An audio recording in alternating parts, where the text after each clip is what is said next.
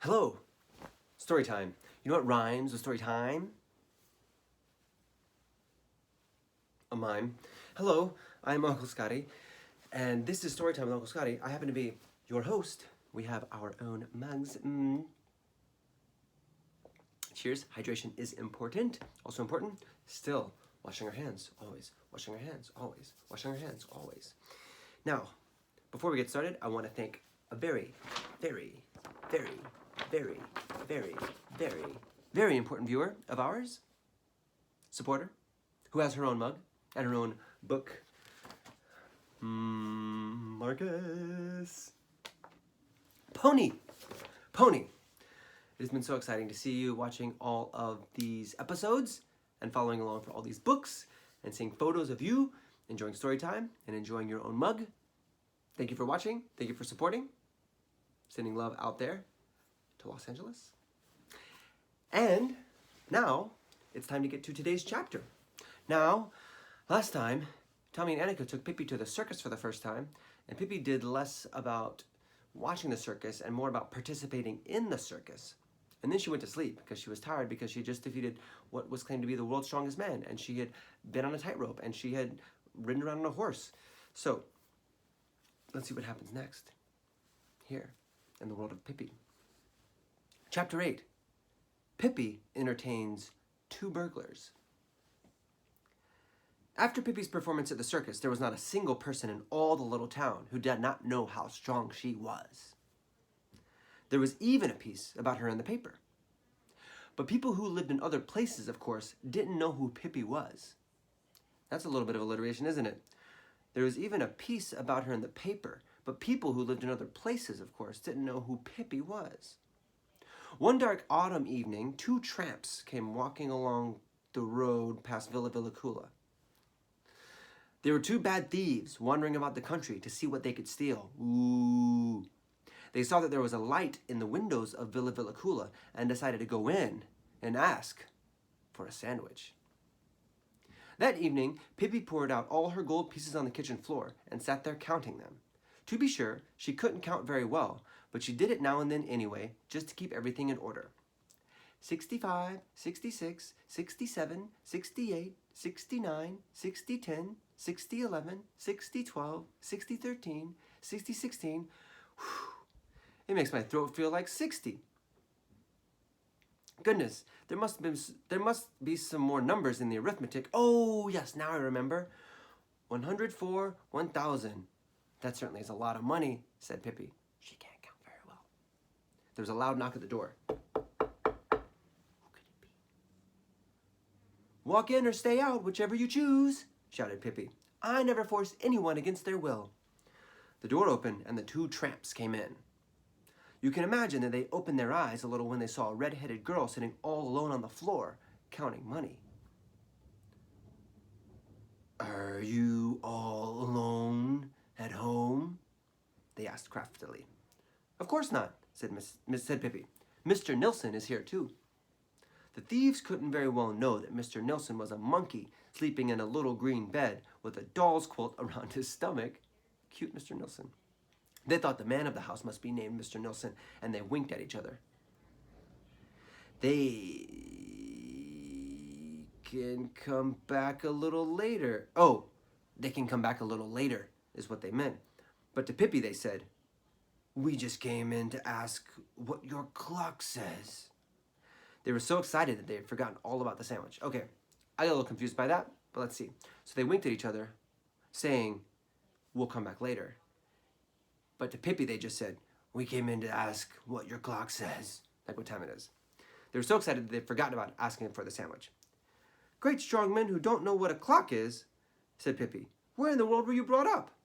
The clock is a little round thingamajig that says tick-tack, tick-tack, and that goes and goes and goes but never gets to the door. Do you know any more riddles? Out with them if you do, said Pippi encouragingly. The tramps thought Pippi was too little to tell time, so without another word, they went out again. I don't demand that you say tack, which is thanks in Swedish, shouted Pippi after them. But at least you can make an effort and say tick. You haven't even as much sense as what a... Let me start this over. Sorry. quick thing about Pippi Longstocking. I think it was written in Swedish and then translated. So some of these words don't make the most sense to me when I first read them. So thank you for being patient as we figure this out. So she says the clock says tick, tack, tick, tack. Tack is how you say thank you in Swedish. Tack, tack, tack. So the burglars leave. She says, I don't demand that you say tack, which is thanks in Swedish, shouted Pippi after them, but you could at least make an effort and say tick. You haven't even as much sense as the clock says, but by all means, go in peace. And Pippi went back to her counting. No sooner were the tramps outside that they began to rub their hands with delight. Did you see all that money? Heavenly day, said one of them. Yes, once in a while, luck is with us. Just need a little water here. Said the other. All we need to do is to wait until that kid and Nilsson are asleep. Then we'll sneak in and grab the dough. They sat under an oak tree in the garden to wait. A drizzling rain was falling. They were very hungry, so they were quite uncomfortable, but the thought of all that money kept their spirits up. From time to time, lights went on in other houses, but in Villa Villacula, lights went out in other houses, but in Villa Villacula, they stayed on. It so happened that Pippi was learning to dance the Schottisch. Must be a dance move. I don't know. It's another word we're going to learn together. Schottisch. I'm not quite sure. Let's put a picture of it here. Schottisch. And she didn't want to go to bed until she was sure that she could do it. At last, however, the lights went out in the windows of Villa Villacula too. The tramps waited quite a while until they were sure that Mr. Nilsson would have gone to sleep. At last they crept quietly up to the kitchen door and prepared to open it with their burglar tools. Meanwhile, one of them, his name as a matter of fact was Bloom, just happened to feel the doorknob. The door was not locked. Well, some people are smart, he whispered to his companion. The door is open. So much better for us, answered his companion, a black-haired man called Thunder Carlson, for those who knew him. Thunder Carlson turned on his pocket flashlight, and they crept into the kitchen. There was no one else there. In the next room was Pippi's bed, and also there stood Mr. Nilsson's little doll bed.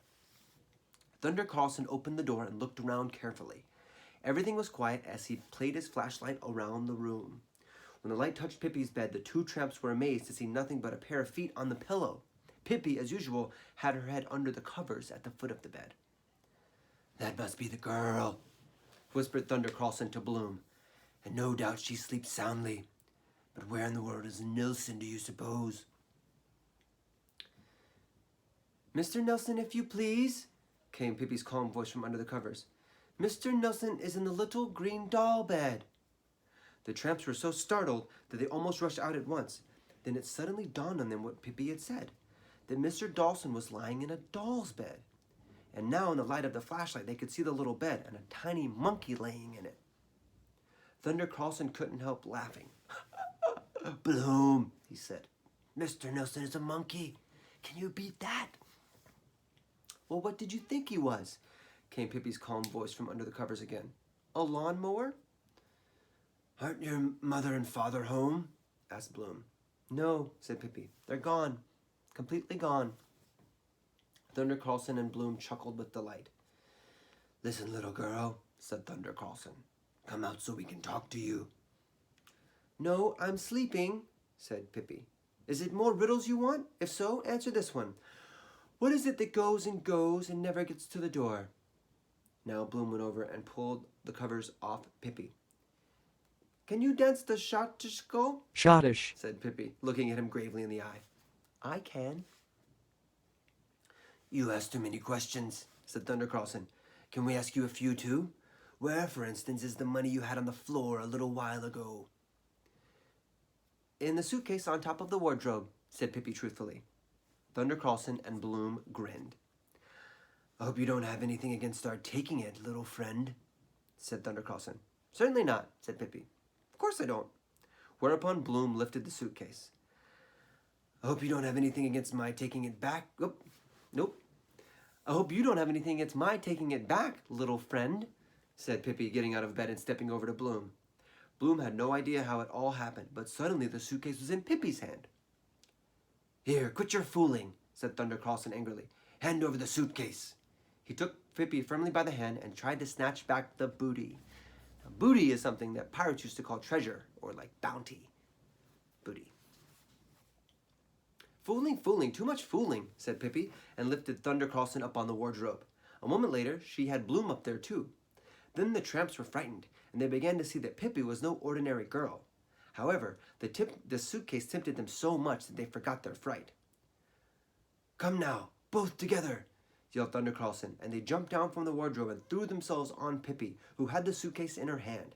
Pippi gave each one a little poke with her finger, and they shrank away in a corner.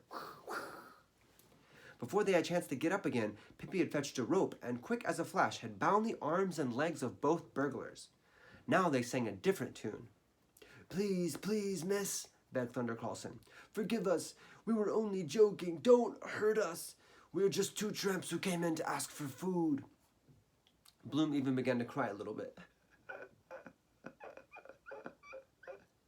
Pippi put the suitcase neatly back on the wardrobe. Then she turned to her prisoners. "Can either of you dance the Scotch-scope?" Schottish. "Why, yes," said Thunder Carlson. "I guess we both can." "Oh, what fun!" cried Pippi, clapping her hands. "Can we dance a little? I've just learned, you know."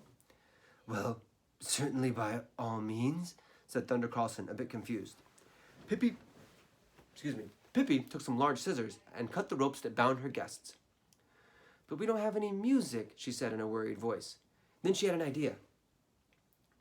"Can't you blow on a comb?" she said to Bloom, "and I'll dance with him." She pointed to Thunder Carlson.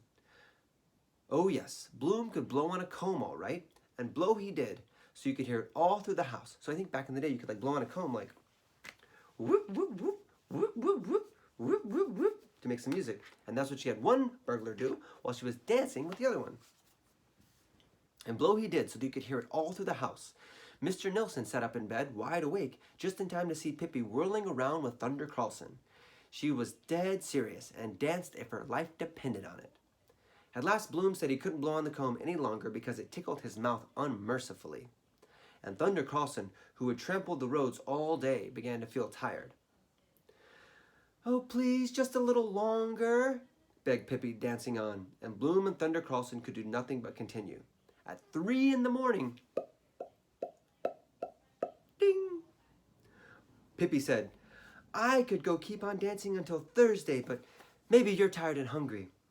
That was exactly what they were, though they hardly dared to say so. Pippi went to the pantry and took out bread and cheese and butter and ham and cold roast and milk. They sat around the kitchen table, Bloom, Thunder Carlson, and Pippi, and ate until they were almost four-cornered, which I think means like almost like really big and full. Pippi poured a little milk into her ear.